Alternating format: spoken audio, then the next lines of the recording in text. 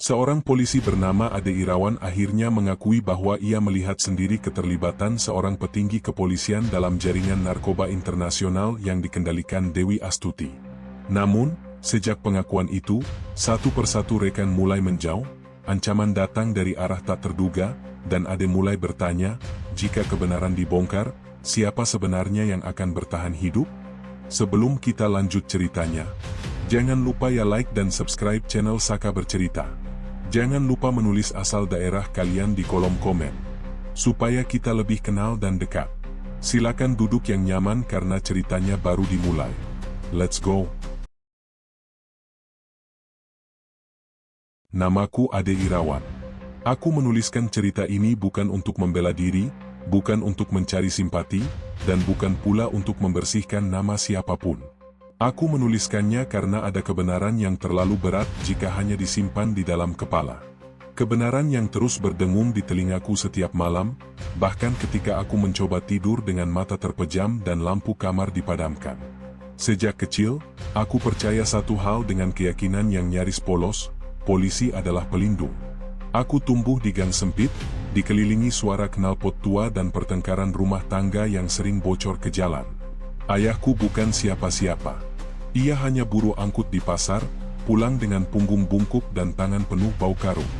Namun ayah selalu bilang, kalau kau ingin hidup lurus di dunia bengkok, kau harus berani berdiri di depan. Kalimat itu yang membawaku ke Akademi Kepolisian. Aku masih ingat pertama kali mengenakan seragam. Kainnya kaku, berat, tapi entah kenapa membuat dadaku mengembang. Di depan cermin, aku berjanji pada diriku sendiri untuk tidak menjadi polisi yang menakutkan bagi orang kecil. Aku ingin menjadi orang yang dicari ketika ketidakadilan datang tanpa permisi. Waktu membuktikan, dunia nyata tidak beri ruang bagi idealisme terlalu lama. Penugasanku sebagai penyidik terjadi jauh lebih cepat dari yang kubayangkan. Awalnya kasus kecil, lalu naik menjadi lintas wilayah. Hingga suatu hari, namanya disebutkan dalam rapat tertutup dengan pintu terkunci rapat, Dewi Astuti. Nama itu tidak diucapkan dengan suara biasa. Selalu ada jeda sebelum dan sesudahnya. Seolah ruangan perlu bersiap menerima beban setiap kali nama itu melayang di udara. Aku belum pernah bertatap muka dengannya saat itu. Yang kutahu hanya satu, jaringan sabu yang ia kendalikan bergerak rapi, sunyi, dan kejam. Tidak ada kekerasan berlebihan. Tidak ada kebisingan. Hanya perputaran barang haram dalam jumlah yang membuat siapapun terdiam. Aku ditunjuk sebagai bagian kecil dari tim penyidikan. Bagian kecil. Itu kata yang sering mereka pakai untuk menenangkan. Tugasku sederhana di atas kertas, mengumpulkan data alur distribusi, mencocokkan laporan intelijen, dan memilah transkrip pemeriksaan saksi. Tidak ada penyergapan. Tidak ada aksi heroik. Hanya kerja sunyi di balik meja. Namun justru dari kesunyian itulah semuanya bermula. Semakin lama aku menelusuri berkas, semakin banyak kejanggalan yang kutemukan. Beberapa laporan hilang dari sistem. Waktu transaksi melompat tanpa alasan administratif. Dan yang paling menggangguku, ada nama-nama yang selalu terhapus sebelum siap dilaporkan. Aku sempat mengira ini hanya kekacauan birokrasi. Aku mencoba berpikir positif, seperti yang diajarkan instruktur dulu. Jangan curigai institusimu sendiri, katanya. Tapi nalarku tidak bisa dibohongi. Sebagai penyidik, aku dilatih untuk membaca pola. Dan pola itu terlalu rapi untuk disebut kebetulan. Di salah satu malam lembur, ketika kantor hampir kosong dan hanya suara pendingin ruangan menemani, aku menemukan satu berkas yang salah letak. Tidak ada tanda khusus. Tidak ada cap rahasia. Namun isinya membuat tanganku berhenti bergerak.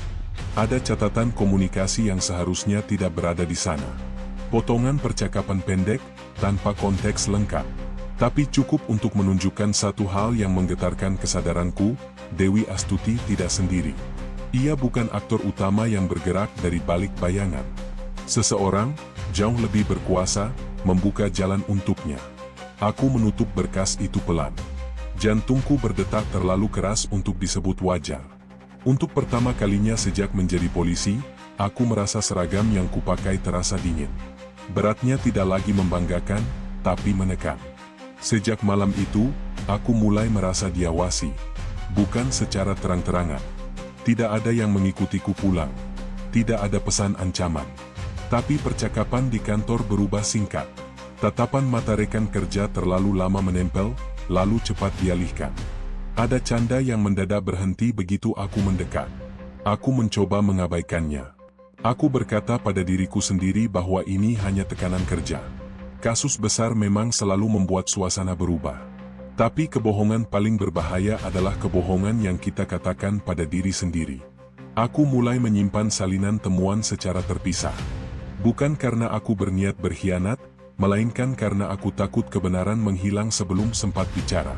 Setiap kali memindahkan data, ada rasa bersalah menyelinap, bercampur dengan ketakutan. Aku polisi, tapi aku juga manusia. Dan manusia bisa gentar ketika menyadari bahwa musuhnya bukan di luar gedung, melainkan mungkin berada satu ruangan dengannya, mengenakan seragam yang sama, mengucap sumpah yang sama, namun memaknainya dengan cara yang sangat berbeda. Bab ini bukan tentang keberanian. Ini tentang kebingungan. Tentang seorang penyidik yang perlahan menyadari bahwa kasus yang ia tangani bukan sekadar perburuan bandar sabu, tapi pintu masuk menuju ruang gelap yang tidak pernah ia bayangkan. Dan di sanalah, tanpa kusadari sepenuhnya, langkah pertamaku menuju jurang telah diambil. Sejak malam aku menemukan berkas itu, waktu seperti kehilangan ritmenya. Hari terasa terlalu panjang, malam terasa singkat dan gelisah. Aku tetap datang ke kantor seperti biasa, mengisi absensi, menyapa seperlunya, dan duduk di meja kerja dengan wajah datar.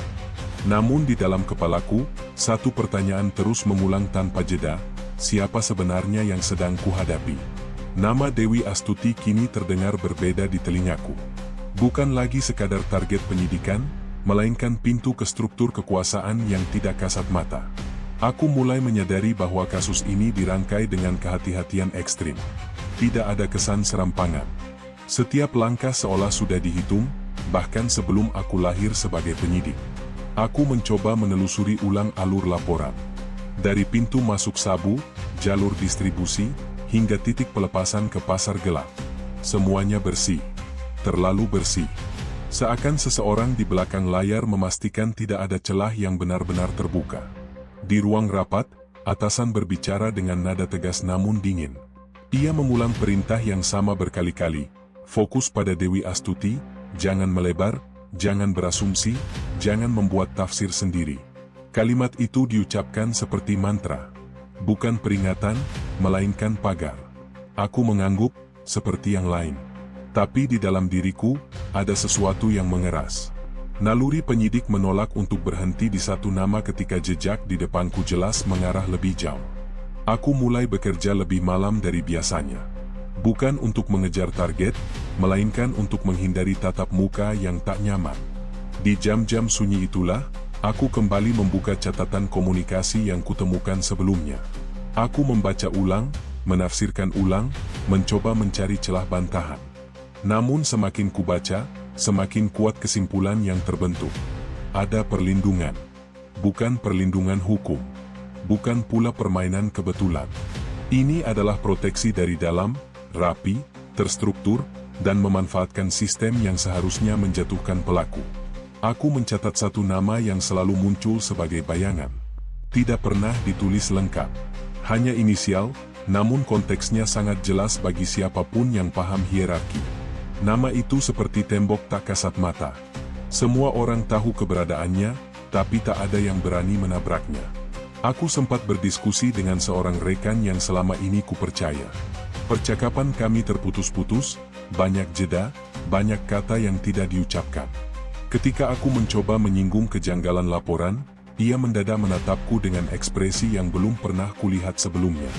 Tatapan itu bukan marah, bukan heran, tapi cemas.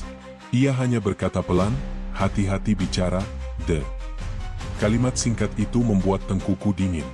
Tidak ada penjelasan lanjutan. Tidak ada penyangkalan. Ia memilih berdiri, meninggalkan ruang kerja dengan langkah cepat. Sejak hari itu, percakapan kami tak pernah sedekat sebelumnya. Aku mulai mencatat perubahan kecil yang terjadi di sekitarku. Meja kerjaku pernah dipindahkan tanpa pemberitahuan. Komputer sempat mati sendiri meski belum tersentuh. Satu flash data cadangan yang kusimpan di laci mendadak hilang tanpa jejak. Semua hal kecil itu berdiri sendiri tampak remeh. Namun jika disusun dalam satu garis, gambarnya menjadi jelas, ruang gerakku sedang diuji. Dewi Astuti akhirnya ditangkap dalam operasi yang diumumkan besar-besaran. Media memadati halaman. Konferensi pers digelar cepat. Pernyataan resmi terdengar sempurna. Publik bersorak, seolah keadilan telah menang telak. Namun aku berdiri di antara kerumunan itu dengan perasaan kosong. Karena aku tahu, bukan di situ pertarungan sesungguhnya berada. Dalam pemeriksaan awal, Dewi Astuti tenang. Terlalu tenang. Tidak ada ekspresi tertekan. Tidak ada tanda panik. Ia menjawab seperlunya, menghindari detail, dan sesekali tersenyum tipis seakan mengetahui sesuatu yang kami tidak tahu. Saat mata kami sempat bertemu, aku merasakan sesuatu yang sulit dijelaskan. Bukan ancaman, bukan pula ejekan. Lebih seperti keyakinan bahwa ia tidak sendirian. Hari itu aku pulang lebih larut. Di rumah, aku duduk lama di ruang tamu tanpa menyalakan lampu. Kepalaku penuh suara tapi tak ada satupun yang bisa kuungkapkan. Jika aku melangkah terlalu jauh, aku berisiko disingkirkan. Jika aku diam, aku menjadi bagian dari kebusukan yang sama. Nama yang terlalu besar itu kini menggantung di atas kepalaku. Tidak perlu disebut, tidak perlu ditulis. Keberadaannya cukup untuk membuat polisi lain menunduk dan penyidik sepertiku mempertaruhkan segalanya hanya dengan berpikir jujur. Pada titik itu, aku mulai memahami satu kenyataan pahit, kasus ini tidak sekadar tentang Sabu. Ini tentang kekuasaan, dan tentang siapa yang berhak menentukan kebenaran mana yang boleh muncul ke permukaan. Dan aku masih berdiri di pintu masuknya. Aku mulai kehilangan rasa aman di tempat yang dulu paling kupercaya. Kantor yang selama bertahun-tahun terasa seperti rumah kedua, mendadak berubah menjadi ruang penuh gema. Setiap langkah terdengar terlalu keras. Setiap pintu yang tertutup membawa kemungkinan makna. Aku menjadi lebih peka, lebih waspada, dan tanpa kusadari, lebih pendiam. Perubahan itu tidak terjadi sekaligus. Ia datang pelan, menyusup lewat spontanitas yang mati. Canda di sela pekerjaan menghilang. Sapaan pagi berubah formal. Bahkan nada suara orang-orang di sekitarku terdengar seperti ditimbang sebelum dilepaskan. Aku sadar, rasa curigaku bukan lagi kepada sistem abstrak bernama institusi, melainkan pada wajah-wajah yang selama ini kukenal. Wajah yang pernah makan bersama, tertawa bersama, dan berbagi cerita dinas dengan santai. Aku membenci perasaan itu. Karena kecurigaan, jika dipelihara terlalu lama, bisa menggerogoti segalanya. Namun aku juga tahu, menutup mata justru membuatku rapuh. Perintah mutasi keluar tanpa penjelasan rinci. Bukan pemindahan resmi, lebih seperti penggeseran halus. Tugasku dipersempit. Akses dataku dibatasi. Aku masih berada di tim yang sama, tapi posisiku seperti dikeluarkan dari lingkar inti. Tidak ada yang berani bertanya langsung. Semua seolah memahami sinyal yang tak diucapkan. Aku mencoba menemui atasan langsungku. Percakapan kami berlangsung singkat. Ia mendengarkan tanpa mencatat, menanggapi tanpa emosi. Ketika aku menyebut kejanggalan data dan hilangnya beberapa berkas, ia hanya berkata, "Kita ini pelaksana, bukan penanya arah." Kalimat itu terasa seperti palu. Aku keluar dari ruangannya dengan telapak tangan dingin. Untuk pertama kalinya, aku mempertanyakan arti sumpah yang dulu kuucapkan. Di sisi lain, tekanan di luar kantor ikut berubah. Istriku mulai menyadari bahwa aku sering melamun. Makan malam kami sunyi. Anak kami bertanya kenapa aku jarang tersenyum. Aku tidak mampu menjelaskan apapun dengan jujur. Bagaimana mungkin aku menaruh beban sebesar ini di pundak mereka? Aku memilih diam. Dan diam, dalam situasi seperti ini, terasa seperti pengkhianatan kecil pada diri sendiri. Satu malam, aku bermimpi buruk. Aku berdiri di lorong panjang yang dipenuhi pintu seragam tanpa nama. Setiap pintu terbuka, terlihat rekan yang kukenal, menunduk sambil memunggungiku. Aku berteriak, tapi tidak ada suara keluar. Ketika terbangun, bajuku basah oleh keringat dingin. Mimpi itu sepele, namun perasaannya melekat. Aku mulai merapikan ulang semua catatan. Bukan sekadar cadangan, melainkan peta. Aku susun ulang kronologi, hubungan antar nama, dan celah prosedur. Semakin jelas keterhubungan itu terlihat, semakin sesak dadaku. Beberapa rekan mulai menghindar. Yang lain justru terlalu ramah, seolah ingin memastikan posisiku. Sikap itu sama-sama menyesakkan. Aku tidak tahu mana yang lebih berbahaya, dijanghi atau didekati. Dalam satu kesempatan, aku mendengar percakapan terpotong di lorong. Namaku disebut dengan nada tergesa. Ketika aku berbalik, pembicaraan terhenti. Salah satu dari mereka tersenyum kikuk, menepuk bahuku, seolah tidak terjadi apa-apa. Aku pulang malam itu dengan perasaan tidak utuh. Ada bagian dari diriku yang ingin mundur, melepaskan kasus ini, dan kembali menjadi polisi biasa. Namun ada bagian lain yang menolak kalah sebelum berusaha. Di titik ini, aku sadar bahwa retakan terbesar bukan pada sistem, melainkan di dalam diriku sendiri. Antara keinginan bertahan dan dorongan untuk melawan. Antara nilai yang kupeluk sejak muda dan kenyataan yang kini berdiri di depanku. Aku belum tahu siapa yang bisa dipercaya. Tapi satu hal pasti, sejak aku memutuskan untuk tidak menutup mata, jalan pulang sudah tertutup. Dan aku baru saja melangkah lebih dalam. Aku selalu percaya bahwa kebenaran, betapapun berlapisnya, akan meninggalkan jejak. Ia mungkin dikaburkan, dipatahkan, bahkan diputarbalikkan, tetapi tak pernah benar-benar lenyap. Keyakinan itulah yang membuatku kembali duduk sendirian di ruang arsip, jauh setelah jam kerja berakhir. Malam itu sunyi. Terlalu sunyi untuk ukuran markas yang biasa sibuk. Lampu koridor menyala setengah, memantulkan bayangan panjang di lantai. Setiap langkahku terdengar seperti pengakuan yang tak sengaja. Aku membuka kembali akses lama yang seharusnya sudah tak relevan. Bukan dengan niat heroik. Lebih karena dorongan naluriah yang tak bisa kujelaskan. Ada rasa ditarik, seolah sesuatu menungguku untuk ditemukan. Dan di sanalah ia berada. Satu folder digital tanpa label jelas. Tidak tercatat di log terakhir. Tidak pula muncul di daftar pemindaian rutin.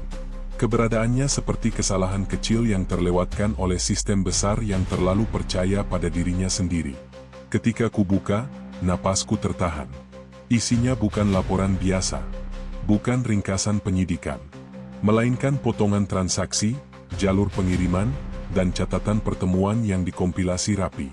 Aku mengenali gaya penyusunan itu. Ini bukan kerja aparat rendahan. Ini kerja orang yang paham alur internal, yang tahu bagaimana menyembunyikan sambil meninggalkan pegangan bagi pihak tertentu. Nama Dewi Astuti muncul, namun hanya sebagai simpul. Bukan pusat. Jejaknya menyebar ke arah yang lebih tinggi, ke zona aman yang selama ini tak pernah disentuh. Aku menyadari satu hal yang membuat tengkuku kembali dingin, data ini belum dimanipulasi. Belum disunting.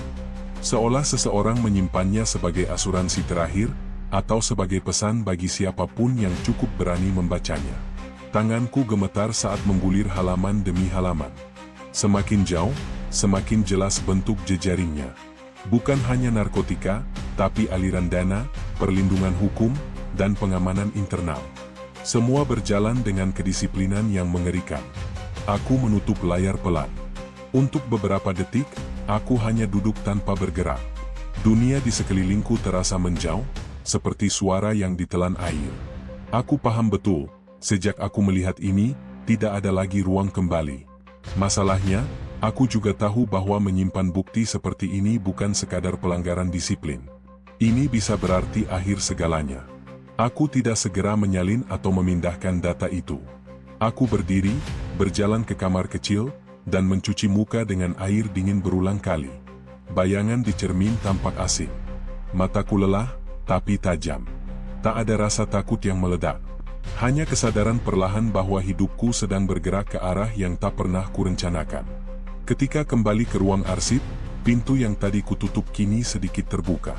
Jantungku berhenti sepersekian detik. Pikiranku melompat liar. Apakah ada orang lain?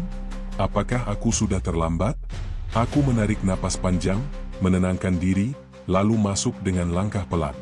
Ruangan itu kosong. Namun kursi di depanku bergeser. Sangat sedikit, tapi cukup untuk mengabarkan bahwa aku tidak sendirian di jalur ini. Aku segera keluar, mematikan akses, dan meninggalkan tempat itu tanpa menoleh.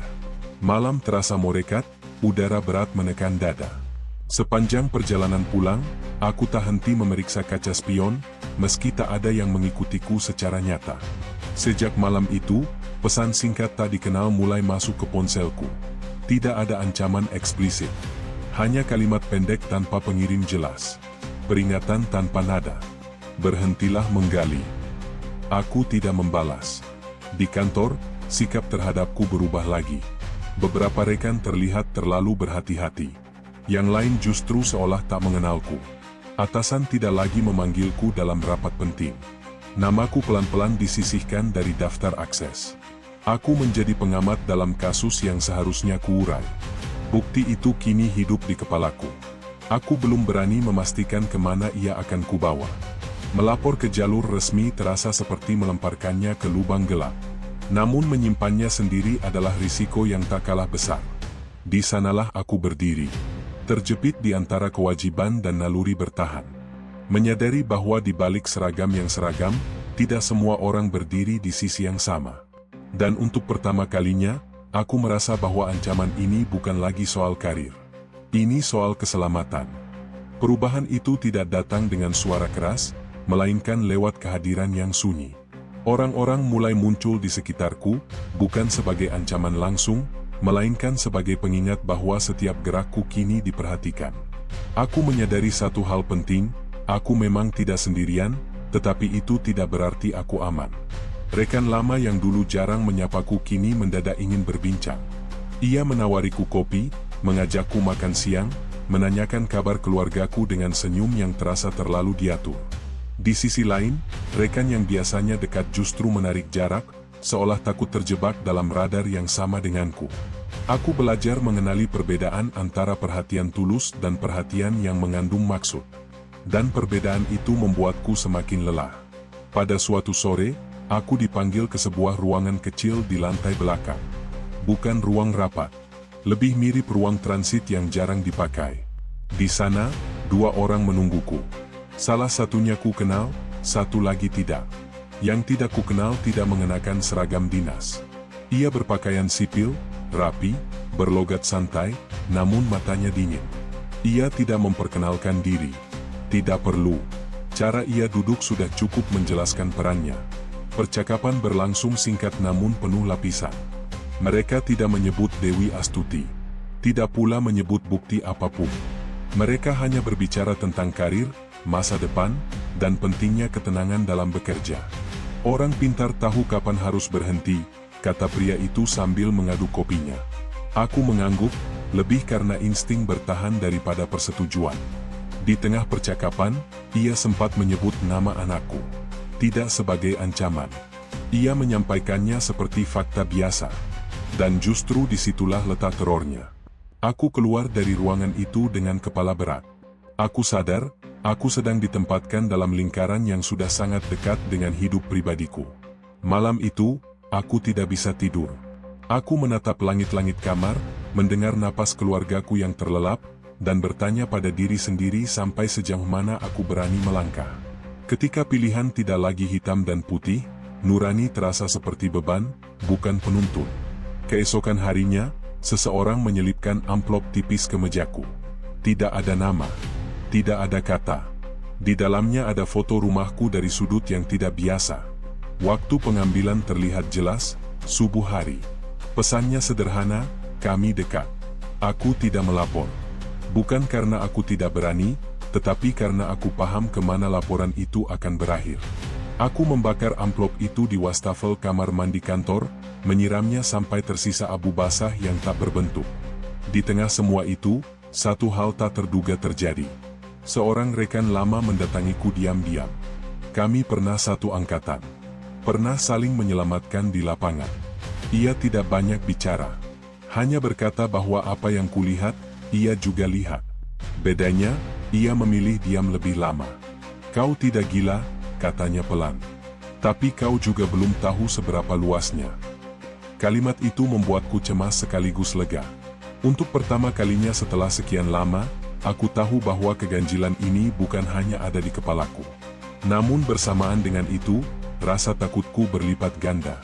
Jika jaringan ini sebesar itu, maka nyawaku hanyalah angka kecil di pembukuan mereka. Kami sepakat untuk tidak terlalu sering bertemu. Terlalu berbahaya. Terlalu banyak mata. Tapi kesepakatan kecil itu memberi satu hal krusial, harapan tipis bahwa kebenaran belum sepenuhnya terkubur. Di kantor, aku mulai berperan seperti yang mereka inginkan. Mengangguk, mengikuti arus, tidak menunjukkan ketertarikan pada kasus.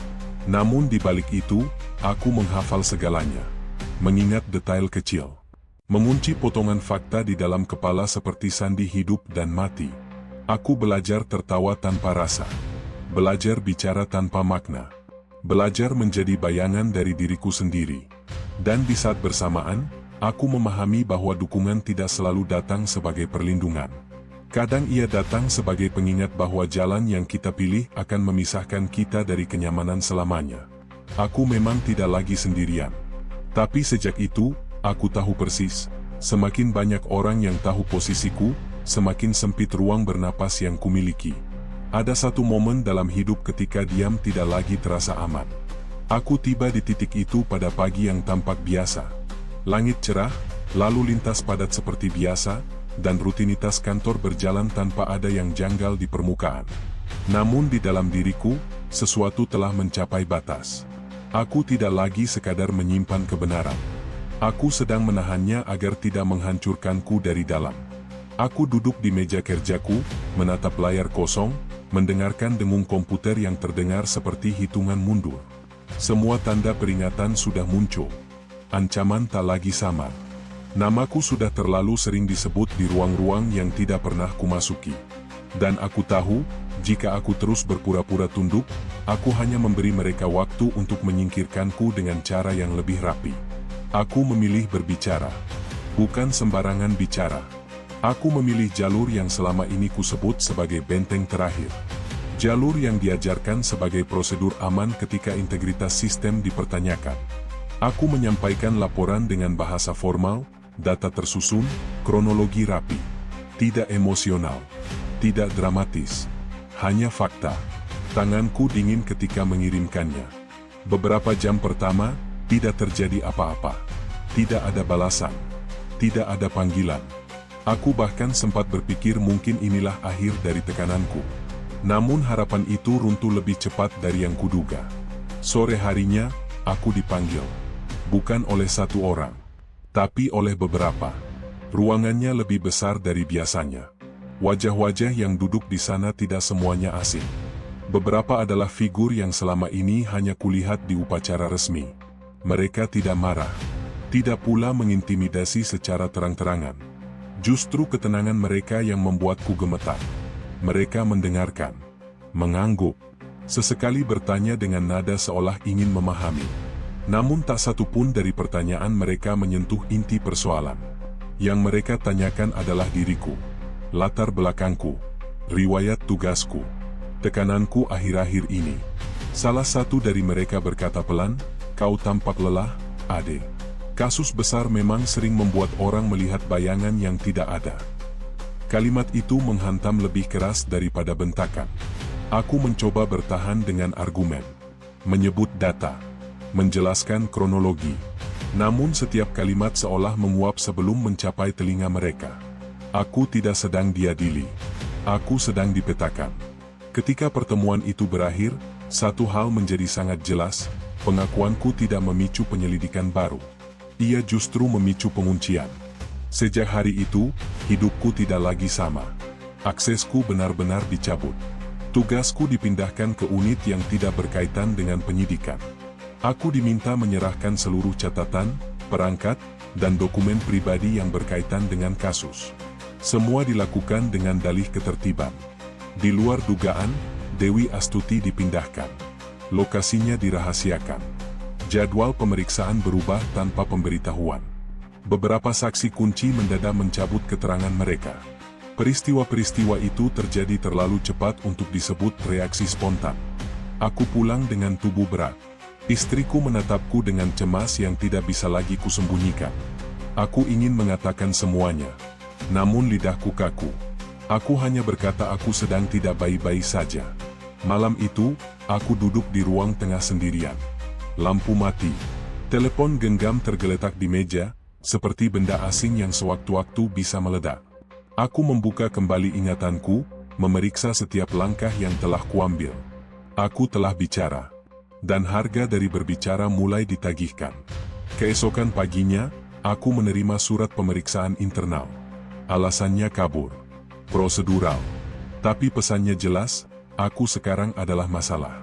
Beberapa rekan yang dulu diam kini menatapku dengan campuran empati dan ketakutan. Tidak ada yang berani mendekat. Rekan yang pernah mengaku melihat hal yang sama denganku menghilang tanpa kabar. Aku tidak tahu apakah ia dipindahkan atau memilih menjauh demi keselamatan. Di titik itu, aku menyadari betapa sunyinya posisi orang yang berkata jujur di ruang yang dibangun dari kesepakatan diam. Namun yang paling mengguncang datang beberapa hari kemudian. Seseorang mengirimiku pesan melalui jalur yang tidak biasa. Pesan itu singkat, namun isinya membuat dunia berhenti sejenak. Dewi Astuti telah berbicara. Bukan kepadaku, tetapi kepada orang-orang yang tepat. Dan namaku disebut di sana, bukan sebagai penyidik, melainkan sebagai gangguan. Aku kini tidak hanya berhadapan dengan institusi yang tersusupi. Aku telah menjadi variabel yang harus dikeluarkan dari persamaan. Dan untuk pertama kalinya sejak aku mengenakan seragam, aku benar-benar takut. Bukan takut mati, melainkan takut bahwa semua yang kulakukan akan berakhir tanpa arti, dan kebenaran yang kupegang akan dikubur bersama namaku. Di sanalah aku berdiri, di tengah pusaran yang tak lagi bisa kuhentikan. Dan aku tahu, apapun langkahku selanjutnya, dampaknya akan menghantam lebih keras dari apapun yang pernah kuhadapi. Setelah pengakuanku, dunia tidak runtuh. Justru sebaliknya, ia menjadi terlalu tenang. Ketentraman itu palsu. Aku merasakannya seperti udara tipis yang menyusup ke paru-paru tanpa pernah benar-benar mengenyangkan. Tidak ada teriakan. Tidak ada penangkapan mendadak. Yang ada hanya rutinitas dingin yang berjalan seolah tidak terjadi apa-apa. Dan di balik itu, reorganisasi senyap mulai bekerja. Aku ditempatkan di unit baru. Standar administratif. Tidak ada penyidikan. Tidak ada akses strategis. Pekerjaanku kini mengisi laporan harian yang nyaris tidak dibaca. Sebuah cara rapi untuk menyisihkan tanpa suara. Namun ketenangan itu justru memberiku ruang mengamati. Aku mulai menyadari satu hal mengerikan, jalur komunikasi di dalam kepolisian tidak mengikuti struktur resmi. Ada lapisan lain, lebih rapat, lebih cepat, dan jauh lebih patuh daripada rantai komando formal. Di sanalah keputusan sesungguhnya diambil. Dan wajah-wajah yang berada di jalur itu, ku kenal satu persatu. Beberapa adalah rekan seangkatanku. Orang-orang yang dulu tidur sebantal saat pendidikan, berbagi air minum di medan latihan, dan tertawa ketika hukuman ringan dijatuhkan. Kini mereka berbicara dengan bahasa baru, bahasa kode, bahasa jeda, bahasa yang hanya dimengerti oleh mereka yang telah memilih sisi. Aku menyadari bahwa konspirasi ini tidak tumbuh dalam semalam. Ia dibangun perlahan, lewat kompromi kecil yang diulang bertahun-tahun hingga menjadi norma. Tidak semua dari mereka memulai sebagai penjahat. Banyak yang hanya memilih nyaman, lalu terlambat menyadari harga yang harus dibayar. Satu malam, aku mendapat panggilan dari nomor yang tidak tersimpan. Suaranya ku kenal. Rekan yang pernah mengaku melihat hal yang sama denganku. Kami bertemu di tempat yang tidak biasa. Bukan kantor. Bukan rumah. Sebuah tempat netral, penuh suara asing agar percakapan kami tenggelam. Wajahnya pucat. Matanya selalu bergerak, seperti dikejar bayangan sendiri. Ia tidak membawa bukti fisik. Ia membawa cerita. Dan cerita itu merobek sisa pertahananku. Menurutnya, ada struktur paralel di dalam tubuh kepolisian. Bukan organisasi formal, tapi jaringan kesepahaman. Mereka melindungi arus tertentu, menutup penyelidikan tertentu, dan memastikan orang-orang berbahaya tetap aman selama mereka patuh pada aturan tak tertulis. Dewi Astuti hanyalah satu simpul dari jaringan itu.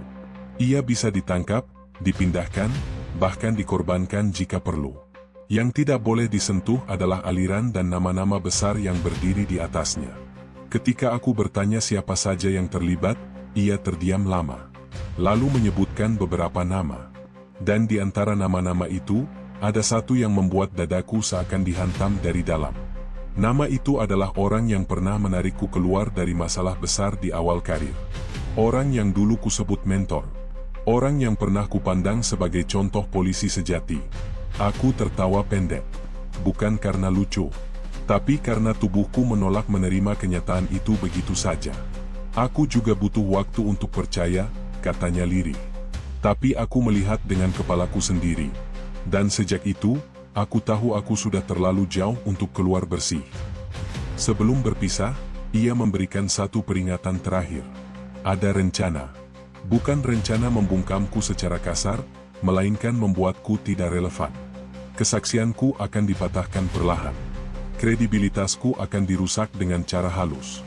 Dan jika itu gagal, barulah cara lain dipertimbangkan. Beberapa hari kemudian, aku dipanggil untuk pemeriksaan kedua. Kali ini bukan tentang laporan, tapi tentang stabilitas emosiku. Ada catatan tentang perubahan sikapku, tentang dugaan stres kerja, tentang penilaian psikologis. Aku mengerti cara kerja ini. Saat kebenaran terlalu berbahaya, pembawanya dibuat tampak tidak waras. Di lorong, aku bertemu mentor itu. Ia menatapku dengan sorot mata yang tenang, nyaris hangat. Ia menepuk bahuku dan berkata, "Jaga dirimu. Tidak semua perang harus kau menangkan." Kalimat itu membuatku sadar sepenuhnya. Musuh paling berbahaya bukan yang berdiri berseberangan dengan senjata, tapi yang berdiri di sampingmu tanpa seragam perlawanan, berbicara dengan suara keibuan sambil pelan-pelan mendorongmu ke jurang. Aku berjalan keluar gedung dengan langkah berat. Dunia terasa asing, meski bentuknya sama. Aku tidak lagi melawan satu jaringan. Aku melawan sesuatu yang hidup dari kepercayaan dan pengkhianatan yang terorganisir. Dan di titik itu, aku mengerti satu kenyataan paling pahit. Untuk bertahan hidup, aku tidak bisa lagi bergantung pada siapapun yang mengenakan seragam yang sama denganku. Aku harus bersiap menghadapi mereka yang tersenyum paling meyakinkan. Pada tahap tertentu, ketakutan berhenti menjadi perasaan. Ia berubah menjadi kondisi hidup. Aku tidak lagi terkejut saat mendapati diriku terus diawasi. Aku tidak lagi melompat ketika telepon berdering di jam tak wajar. Tubuhku telah beradaptasi dengan ancaman, seperti luka lama yang tidak sembuh tapi sudah berhenti terasa perih. Yang membuatku goyah justru hal lain, kejelasan. Segalanya kini terbuka tanpa perlu dijelaskan. Aku tahu siapa yang berada di sisi mana. Aku tahu siapa yang berpura-pura netral. Dan aku tahu bahwa ruang untuk berpura-pura menjadi bagian dari sistem telah tertutup rapat. Surat resmi itu datang tanpa aba-aba. Isinya singkat dan dingin. Pemeriksaan etik lanjutan. Status sementara. Kewajiban menyerahkan senjata dinas. Sebuah kalimat kecil menyebutkan alasan administratif, tapi kami semua tahu makna sebenarnya, aku sedang dilepas dari perlindungan. Ketika aku menyerahkan senjata itu, tanganku gemetar tidak karena takut kehilangan alat, melainkan karena memahami simbol di baliknya. Untuk pertama kalinya sejak aku menjadi polisi, aku berjalan keluar tanpa lapisan keamanan yang selama ini kupikir sebagai hak. Di rumah, istriku tidak lagi bertanya. Ia tahu. Dari caraku duduk, dari cara aku menarik napas terlalu pelan. Kami berbicara lama malam itu, tanpa suara keras, tanpa tangisan. Karierku kini bukan satu-satunya taruhan. Ada keluarga yang harus kulindungi dari gelombang yang bahkan belum sepenuhnya memukul. Pagi berikutnya, aku menerima pesan dari saluran yang kupikir telah mati. Rekan yang memberiku peringatan sebelumnya meminta bertemu. Nada pesannya mendesak. Lokasinya jauh dari rutinitas kami berdua. Kami bertemu di tempat terbuka, namun justru di sanalah aku merasa paling terpojok. Ia datang dengan wajah rusak oleh kecemasan. Tidak banyak kata pengantar. Ia langsung menyerahkan ponselnya kepadaku. Di dalamnya ada rekaman suara. Tidak panjang, tidak dramatis, namun cukup untuk mengakhiri segalanya. Aku mengenali suara itu seketika. Suara mentor yang selama ini kusebut panutan. Suara yang berbicara tentang alur distribusi, tentang pengamanan kasus Dewi Astuti, tentang bagaimana sebuah nama bisa dihapus dari berkas tanpa menimbulkan riak. Kata-katanya tenang, profesional, seolah membahas anggaran biasa. Aku menutup rekaman itu perlahan. Dunia seakan bergeser. Semua sisa pembelaan di kepalaku runtuh. Tidak ada lagi ruang bagi penyangkalan. Rekanku berkata satu hal yang membuat darahku terasa dingin. Rekaman itu sudah diketahui oleh pihak tertentu. Ia disimpan sebagai alat tawar, bukan sebagai bukti hukum. Selama ini, hal itu yang membuat beberapa orang tetap aman. Aku sekarang tahu kenapa aku dibiarkan hidup. Kenapa aku belum disingkirkan sepenuhnya. Aku bukan target utama. Aku adalah gangguan yang sedang ditimbang nilainya. Beberapa jam setelah pertemuan itu, aku menyadari kami tidak lagi bebas. 2 kendaraan asing terlalu sering melintas di sekitar rumah. Nomor tidak dikenal kembali aktif. 1 pesan masuk berbunyi singkat, pilihanmu makin sempit. Aku berdiri di tengah ruang tamu, memandangi keluarga kecilku, dan merasa seluruh tubuhku bergetar bukan oleh panik, melainkan oleh amarah yang tertahan terlalu lama. Di titik itu, aku harus memilih. Melangkah mundur berarti keselamatan jangka pendek, tapi kehancuran diri jangka panjang. Melangkah maju berarti risiko yang mungkin tidak bisa kutanggung, namun setidaknya memberi arti pada semua yang telah kulalui. Aku tahu, apapun langkahku, aku akan kehilangan sesuatu. Malam itu, aku membuat keputusan paling sunyi dan paling berat dalam hidupku. Tidak ada saksi, tidak ada seremoni. Hanya aku dan nuraniku yang saling berhadapan dalam gelap. Aku tidak lagi bertanya apakah aku siap. Aku hanya bertanya apakah aku sanggup hidup jika aku menyerah sekarang. Dan jawabannya membuatku mengambil satu langkah yang tidak mungkin kutarik kembali. Langkah yang akan mengubah segalanya. Keputusan yang kuambil malam itu tidak mengubah dunia. Ia hanya mengubah hidupku. Keesokan harinya, efeknya terasa cepat dan kejam. Tanpa pengumuman resmi, tanpa penjelasan terbuka. Namaku mulai menghilang dari sistem. Bukan dicoret. Lebih buruk dari itu, disamarkan. Seolah aku tidak pernah memegang peran penting, tidak pernah berada di pusat penyidikan, tidak pernah membuat laporan apapun. Aku menjadi bayangan dari diriku sendiri. Aku melangkah ke kantor hanya untuk menyerahkan satu berkas terakhir melalui jalur yang sangat terbatas. Bukan jalur yang kuimpi-impikan selama ini, melainkan jalur darurat. Jalur yang hanya digunakan ketika semua pintu telah tertutup. Aku tidak tahu siapa yang akan membaca isinya. Aku hanya memastikan satu hal, dokumen itu tidak bisa dihapus begitu saja. Setelah itu, aku dipanggil bukan sebagai penyidik, melainkan sebagai objek evaluasi. Pemeriksaan internal berjalan tanpa emosi. Pertanyaannya terstruktur, diarahkan, dan berulang. Aku tidak ditanya tentang data. Aku ditanya tentang motif, tentang kondisi mentalku, tentang tekanan pribadi, tentang kemungkinan konflik kepentingan. Aku menjawab seperlunya, tidak defensif, tidak menyerang. Aku tahu, perlawanan frontal hanya akan mempercepat kehancuranku. Di luar ruang pemeriksaan, berita beredar pelan. Cerita tentang aku mulai berubah bentuk. Dari penyidik berdedikasi menjadi sosok bermasalah. Dari pelapor kejanggalan menjadi orang yang tidak stabil. Tidak ada satupun tuduhan besar. Justru hal-hal kecil yang dikumpulkan hingga membentuk citra buruk yang sukar dibantah. Rekan-rekan menjal. Bukan karena benci, tapi karena takut tertular. Beberapa masih menatapku dengan iba. Yang lain berpura-pura tidak melihatku sama sekali. Mentor yang selama ini menempati posisi gelap tetap tampil rapi di publik. Wibawanya tak tergoyahkan. Namanya aman, reputasinya utuh.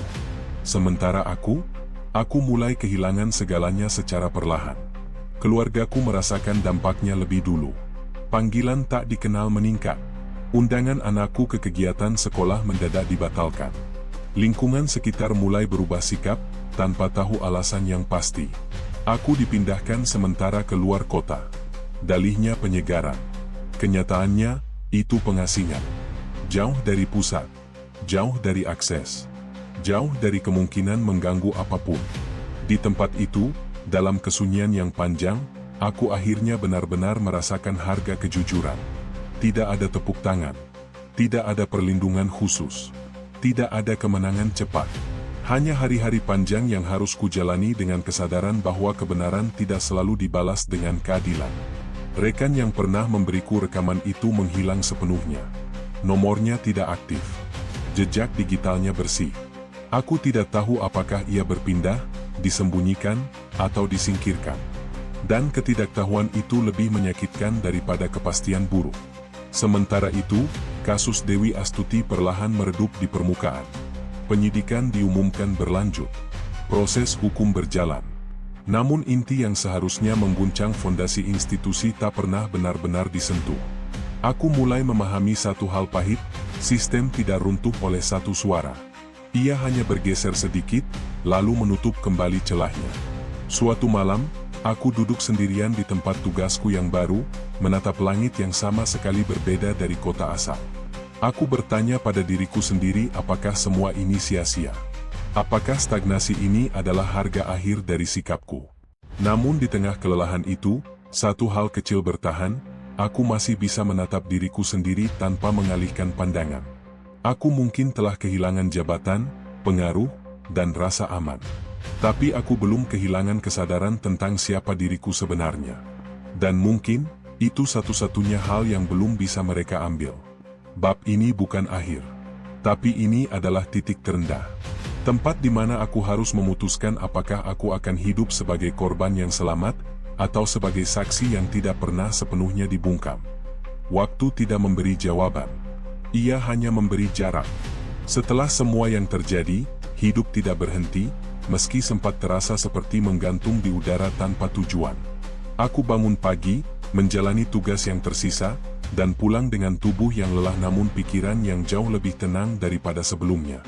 Aku tidak lagi berada di pusat apapun. Tidak memegang kendali. Tidak memiliki pengaruh. Namun justru dari pinggiran itulah, aku bisa melihat segalanya dengan lebih jernih. Kasus Dewi Astuti tidak pernah benar-benar mati. Ia berubah bentuk, bergeser jalur, mengalami penyesuaian. Media berhenti membicarakannya, publik beralih ke isu lain, namun jaringan yang dahulu kulihat tidak lenyap begitu saja. Mereka hanya belajar lebih rapi. Aku tidak lagi disebut namanya dalam pertemuan penting. Namaku jarang tercantum. Namun aku masih mengenakan seragam, meski posisinya telah jauh berbeda dari yang kubayangkan ketika masih muda. Pada suatu sore, aku berdiri di depan cermin kantor. Seragam itu terlihat sama. Jahitannya rapi. Kilau tanda pengenal tetap memantulkan cahaya. Namun maknanya berubah. Dulu aku percaya seragam itu adalah pelindung. Kini aku tahu, ia hanyalah simbol. Nilainya ditentukan oleh orang yang memakainya. Aku kerap ditanya, oleh orang-orang yang masih berani mendekat, apakah aku menyesal? Apakah semua ini layak?